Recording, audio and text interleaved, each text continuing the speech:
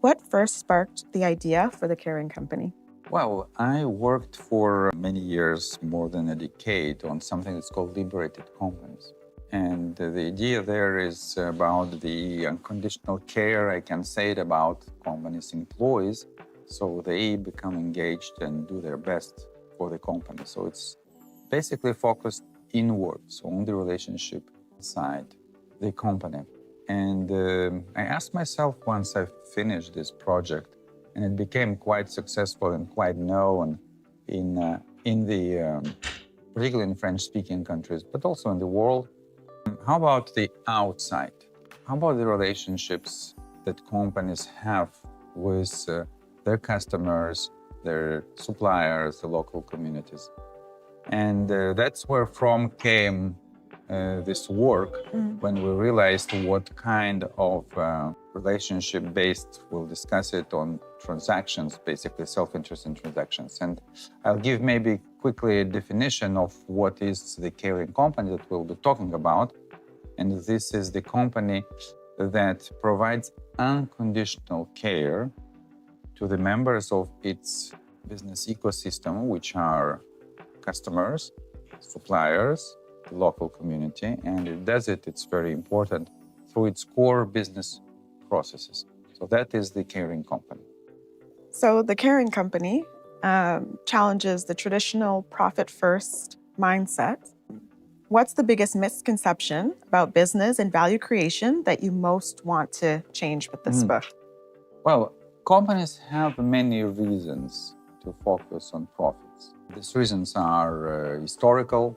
That's how companies function for centuries. They're economical, or there's basically everything that is taught in economies is about the profit maximization or shareholder value maximization. However, there are a lot of also critique, right, about the way companies are run. And so our approach is try to show that there's maybe a different way to run a successful capitalist firm.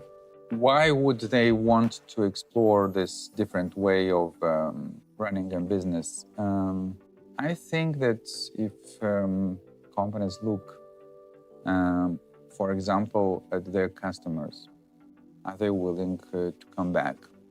If they look at their suppliers, are they truly dedicated? Are they ready to go what is called an extra mile for them? If they look at the local communities, are these communities supportive? Are they ready to do a lot for these companies so that these companies stay and prosper? And the answer for most of them is not. And so the question is whether there's a different way, and the caring companies show that there is a different way. So when you take this unconditional care of your customers, they are much more loyal. They're willing to come back. When they come back, they're willing to eventually perhaps buy more of your services. And even if they're not buying more of your services, they are willing to talk well about you to some others. So they become what is called promoters, right? If you talk about your suppliers, if you are not trying to squeeze the best price from your supplier, and if you don't get the price, then you simply switch to another one, they are perhaps become extremely dedicated, and they are ready to do things for you that they will not do for some other clients, right? Deliver earlier if you're in emergency, right? Or maybe to do extra work to finish something that is not functioning. And regarding the local communities, it's perhaps today the relationship is very much what we call transactional. If you want us to open a plant, if you want us to open a supermarket or whatever, we need from you, right, some subsidies, and we will consume some local resources, right? And if economically doesn't work for us at some point, we're going to go somewhere, maybe even offshore, right? So if you take care about the members of the local community and you say we're here to stay and we're here to create wealth, we're here to create the being behaving like, I would say, good citizens, right? In a very civic way, contributing to the local community, then probably they will be much more supportive, and businesses need the support of local community.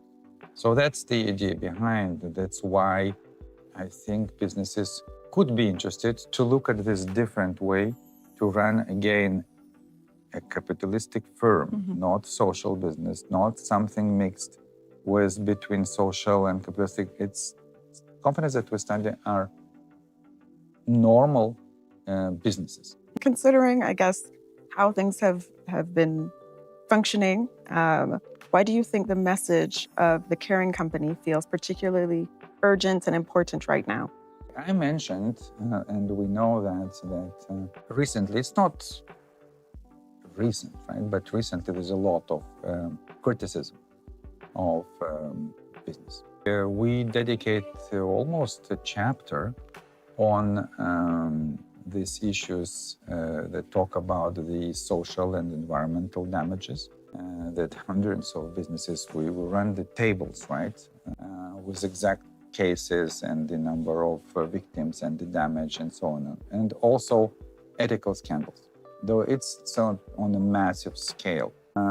It is summarized perhaps by the key criticism that businesses are very good in privatizing profits and in socializing risks and damages. So today there is a need and there is a search of trying to find ways to run business not being in this type of paradigm.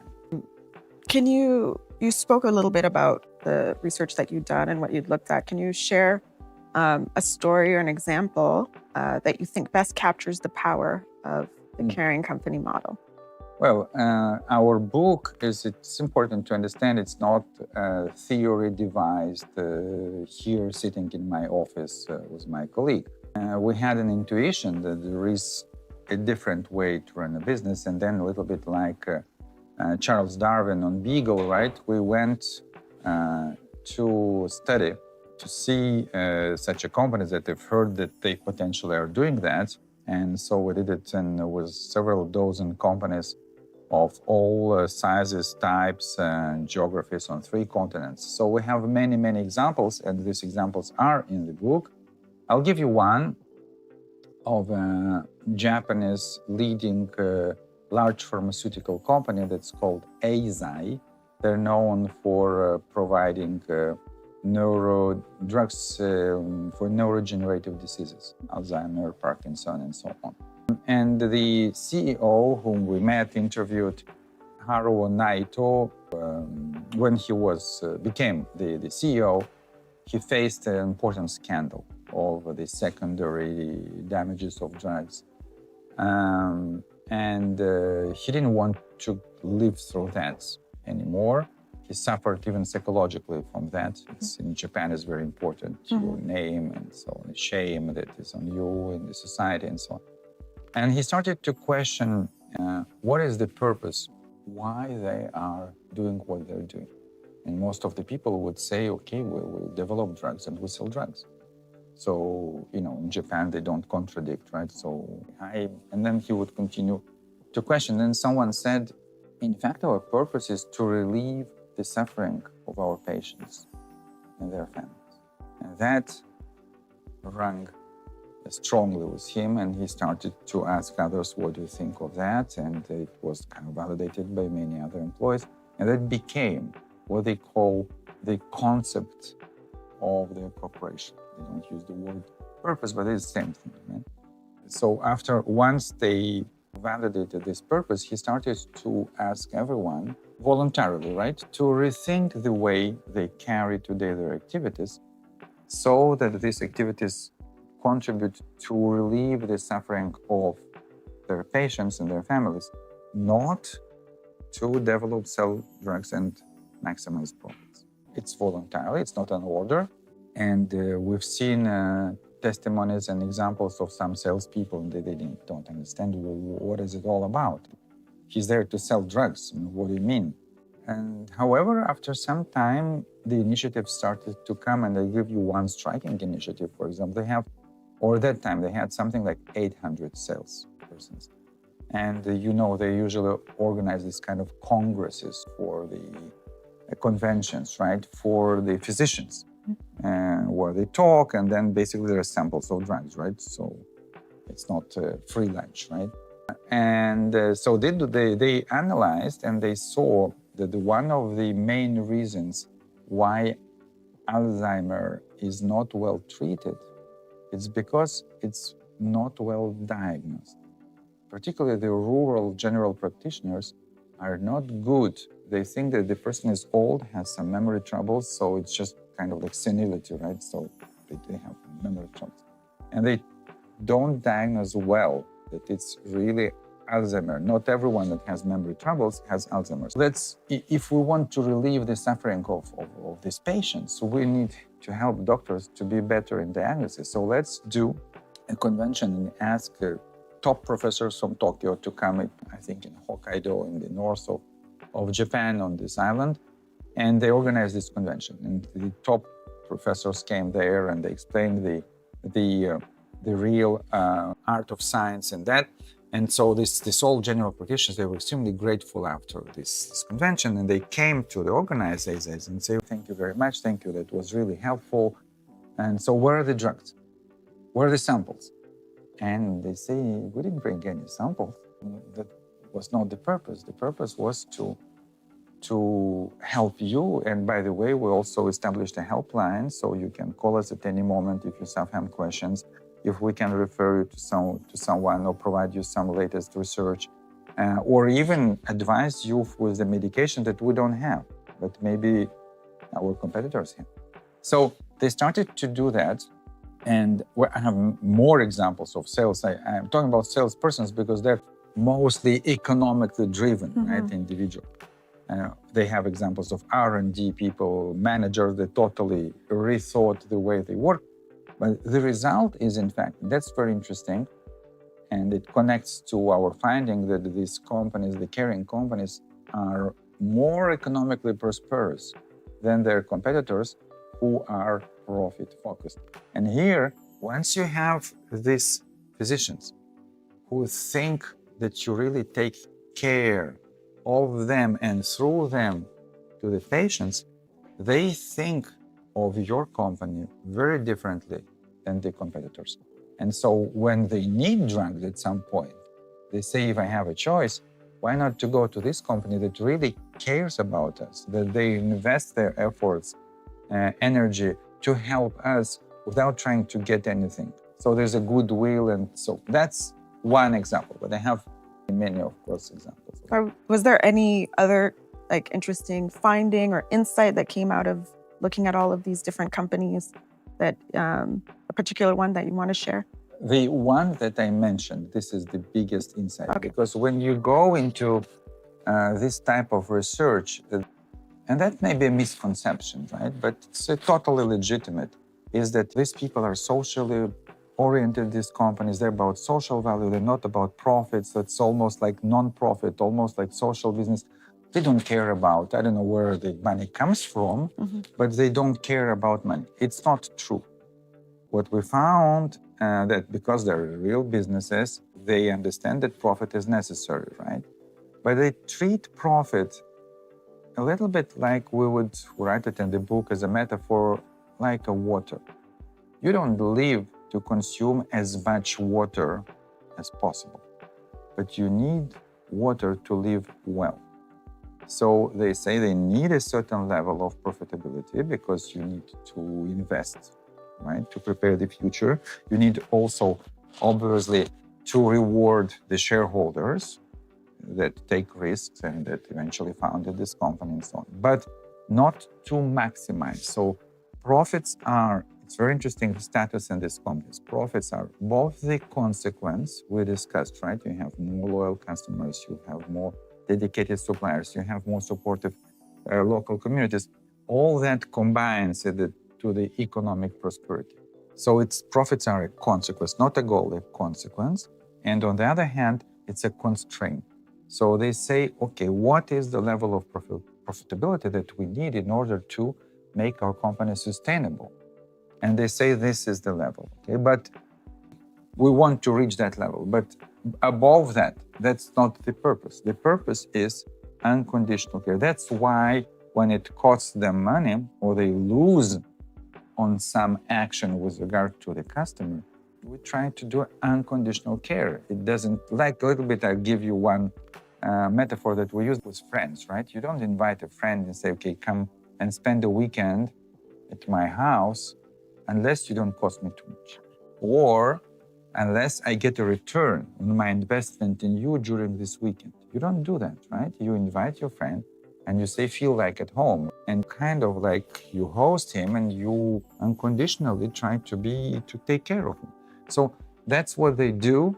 It almost seems impossible in the world of economics. And even Adam Smith said that that type of relationship would be ideal, but he didn't believe that businesses, you can have maybe dozens of friends, but you can have thousands or tens of thousands.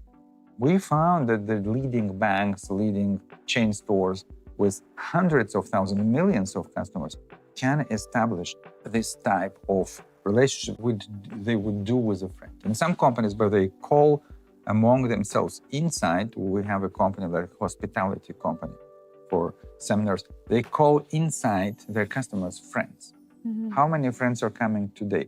It's in language that has some kind of symbolic importance, right? Treat them as friends. Don't treat them as persons that you'll try just to get money from them and give them what's in the contract. In your previous books, you explored trust, freedom, and empowerment in organizations. Mm-hmm. How did writing this book deepen or shift your thinking on these ideas? It's related in a very specific way. When we started to study these caring companies, we obviously quickly realized that those who provide this unconditional care are employees. It's not enough for the CEO and top management to initiate this transformation. It's the employees have to change. Remember, I mentioned this story about rethink your activities. So the person who sells, the person who provides a service, the person who manufactures, who does research and development, all these persons, they have to change the way today they operate. And so how do you bring it to this change? Obviously, our work on trust, autonomy, all these aspects that how do you revamp management systems helped us to understand what's going on in these companies. I wouldn't say that the all caring companies are liberated companies. Some of them are, like Handelsbanken, the leading Swedish bank, but many go in that direction because you need to trust your employees to provide unconditional service. Coming to something actionable for members of the ESCP community, for the next generation of business leaders, especially for those studying at ESCP, what skills or new ways of thinking are needed to accelerate a shift towards what you call a more caring economy? I'm trying to do it in my classes, and I think that we need to expose our students to the diversity of perspectives and this perspective that there is a different way, a very different way to run a business, I think is very helpful. And it's in particular to our students who are Gen Z. And research shows, and I studied that also a little bit, that they are looking not only for purpose, looking for a positive purpose. So coming to business, if you want eventually to attract or them, right, to contribute the way they want to contribute, I think it's very useful for them to understand that businesses can operate differently, that they don't have kind of like resignation saying, yes, I have these values, I have these ideals, but now I have to accept that business is business and it's all about profits and shareholder value. And I can't find my place there. And so some of them then will say, okay, I open my little restaurant or my bakery or whatever. And no, there are real, serious, big, medium, impactful businesses who are very profitable, but don't function in order to maximize profits, but in order to maximize what we call the social value for their customers, suppliers, and the local community. And if they know it, perhaps they can find such companies or help even to make the leaders of these companies to become aware. And it happened to me as a professor here. Some of my former students, even during their training, their internship, already had a conversation with, of course, those would be startups or small-sized companies, with the leaders and saying, we studied that with Professor Getz and with this book and so on. And they contributed to some change in their company. That's good from the perspective of the organizations and how they can attract talent. But in terms of our students, what are some of the values and skills and things that need to be cultivated within them to, move towards more care? I would say stay curious, open up your mind, and don't give up on your values. Don't think like it was for a very long time. It was a saying that you need to leave your brain when you enter the company. Don't forget to pick it up when you leave, right? Today, we can say that people say check your values when you enter the company. And don't forget to pick it up because you need it at home, right? With your friends and so on. No, you don't need to do that, to think that there is no way to contribute because they study here, they study business, right? They invest a lot of years, energy, they acquire knowledge, they acquire some experience because they do internship, then they start their careers, okay?